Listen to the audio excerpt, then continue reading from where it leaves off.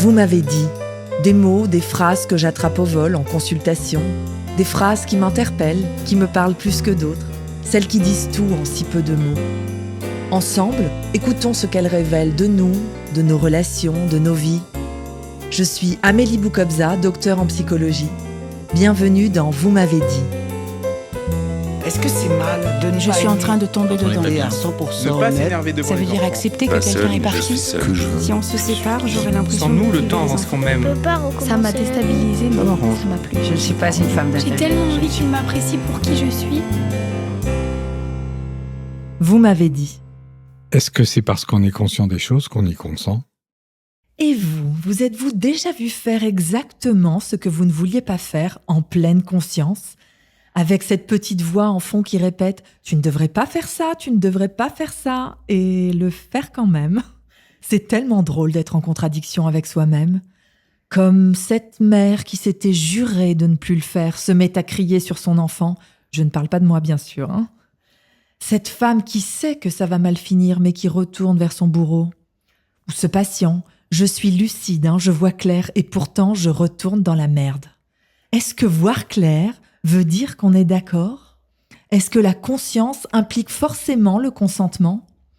Déjà, Spinoza disait « Je vois le meilleur, je l'approuve, et je choisis le pire ». Force est de constater que le comportement humain n'a guère évolué.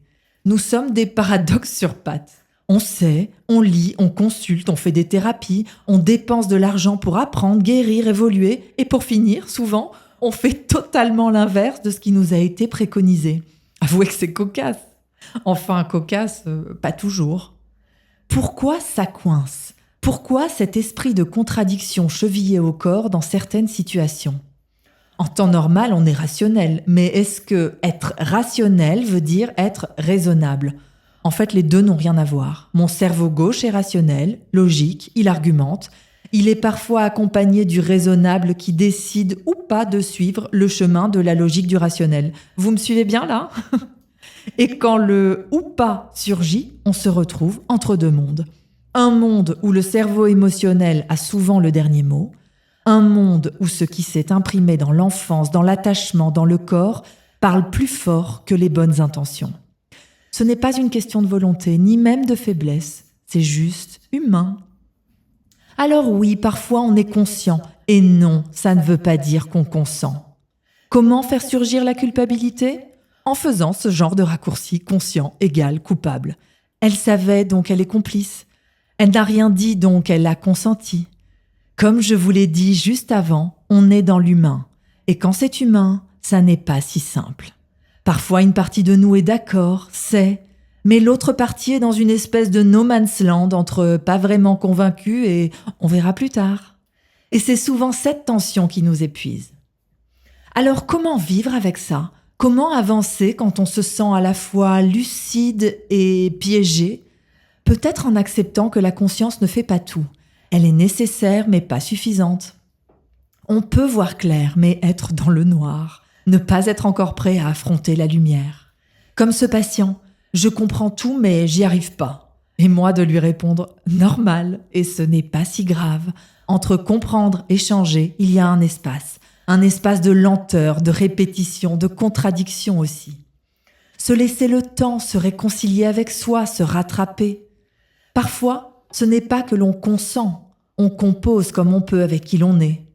Pourtant, ce savoir est là. Et il travaille en soi. Laisser du temps au temps, ne pas se juger trop vite. Je sais, et oui, je fais encore le contraire de ce qui est bon pour moi. Mais un jour, tu verras. Et un jour, sans qu'on sache toujours exactement pourquoi ni comment, on fait autrement. On ne change pas quand on le décide. On change quand c'est possible, quand c'est le moment. À celles et ceux qui savent, mais qui font quand même une petite dernière fois, juste pour être sûr. C'était Vous m'avez dit. On se retrouve dimanche prochain à 20h ou en replay. Musique composée par Jean-Manuel Jiménez.